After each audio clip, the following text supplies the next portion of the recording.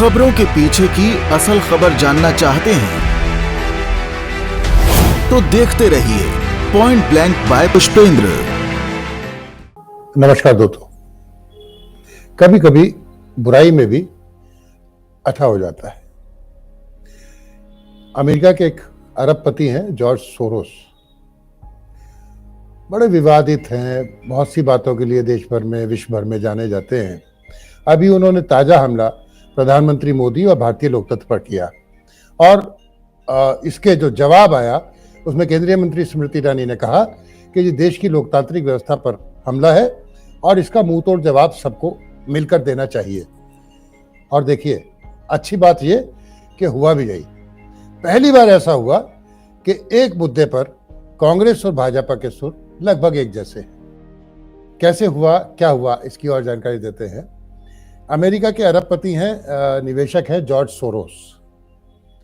इन्होंने प्रधानमंत्री मोदी को तानाशाह कहते हुए विवाद खड़ा कर दिया। उन्होंने कहा कि भारत तो लोकतांत्रिक देश है पर प्रधानमंत्री नरेंद्र मोदी लोकतांत्रिक नहीं है।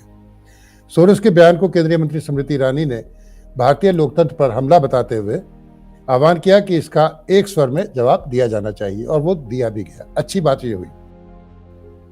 जर्मनी में आयोजित म्यूनिक सिक्योरिटी फोरम में सोरोस ने कहा कि पीएम मोदी और कारोबारी गौतम अडानी आपस में इतनी गहराई से जुड़े हुए हैं कि अडानी के कमजोर होने से प्रधानमंत्री मोदी भी कमजोर होंगे।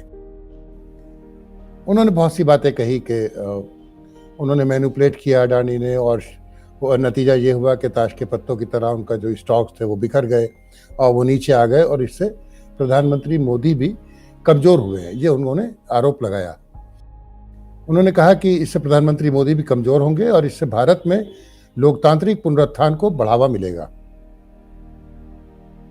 इस पर पलटवार करते हुए स्मृति ईरानी ने कहा, जिस व्यक्ति ने बैंक ऑफ इंग्लैंड को लूटा, कई देशों की सरकारों के खिलाफ साजिश रची, अब वह भारत में भी ऐसी सरकार बनाना चाहता है जो उनकी इच्छा से चल सके।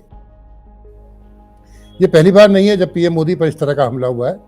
जॉर्ज सोरोस ने सीधे तौर पर भारत की लोकतांत्रिक व्यवस्था को ध्वस्त करने के लिए $1 अरब देने का ऐलान भी किया है।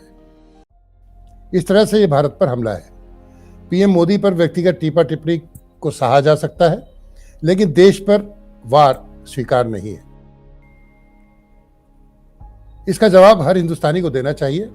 उन्होंने कहा, यह वक्त जॉर्ज सोरोस को एक सुर में जवाब देने का है कि लोकतांत्रिक परिस्थितियों में लोकतांत्रिक तरीके से चुनी गई सरकार और उसके प्रधानमंत्री किसी विदेशी ताकत के गलत इरादों के सामने नहीं झुकेंगे।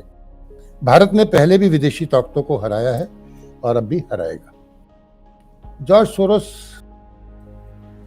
जैसे अडानी की रिपोर्ट से पहले जो अडानी के शेयर गिरे वो हिंडरबर्ग की जो रिपोर्ट से दहले थे, ये लगभग वैसा धंधा भी करते हैं, शॉर्ट सेलिंग का। और हिंडरबर्ग की रिपोर्ट के समय भी अडानी ने खुद कहा था कि ये मेरे पर नहीं देश पे हमला है, तो सब लोगों ने उसका उपहास उड़ाया था। बाद में याद है दैनिक जागरण के संपादक संजय गुप्ता ने इस पर आर्टिकल लिखा और ये मतलब दलील दी कि वाकई ये देश की जो कंपनियां हैं उनसे घबरा कर पश्चिमी देशों के लोग ऐसा या कंपनियां ऐसा कर रही हैं। और ये बात अब आप देखने लगे तो कुछ कुछ हकीकत के करीब लगने लगी है।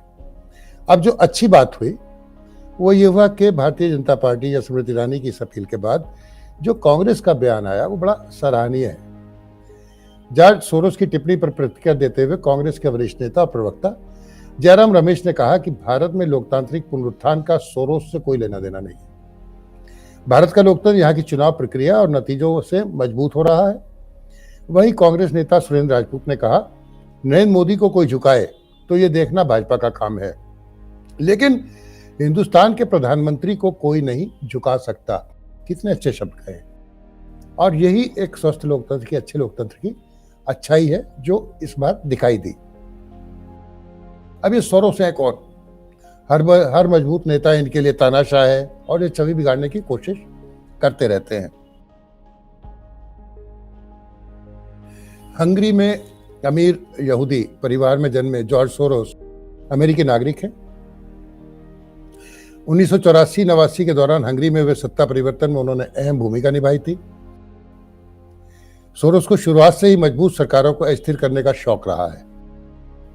2004 में अमेरिका में राष्ट्रपति जॉर्ज बुश को दोबारा जीतने से रोकने के लिए चल रहे अभियान के लिए चंदे में एक बड़ी रकम दी थी। 2020 के अमेरिकी राष्ट्रपति चुनाव में ट्रंप को हराने के लिए भी उन्होंने अमेरिकी डेमोक्रेटिक पार्टी को लगभग $20 करोड़ से ज्यादा का चंदा दिया। सोरोस प्रधानमंत्री नरेंद्र मोदी के अलावा चीन के राष्ट्रपति शी जिनपिंग, व्लादिमीर पुतिन, तुर्की के राष्ट्रपति एर्दोगान को भी तानाशाह कह चुके हैं और इन देशों में भी सत्ता परिवर्तन के प्रयासों का समर्थन कर रहे हैं। माना जाता है कि हिंदुस्तान में भी वो कुछ संस्थाओं को या ऐसे लोगों को समर्थन करते हैं जो यहाँ पर ऐसा माहौल तैयार कर सके। ब्रिटेन के खिलाफ आर्थिक युद्ध छेड़ने का अपराधी घोषित हुए थे। इन्होंने क्या किया था, हिंडरबर्ग की तरह 1992 में ब्रिटिश मुद्रा पाउंड को शॉर्ट सेल कर बैंक ऑफ इंग्लैंड को लगभग कंगाल कर दिया था। उसके बाद इन्हें आर्थिक युद्ध अपराधी घोषित किया गया। इनके अपने कई फंड हैं जिसके नाम से ये राजनीति को प्रभावित करते हैं और मजबूत सरकारों से दिक्कत मानते हैं।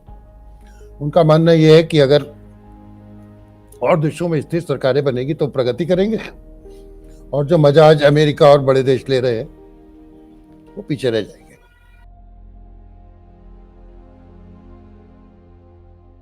इसी विचारधारा को चलाते हुए ये वहां पर नई नई चुनौतियां और परेशानियां पैदा करते हैं।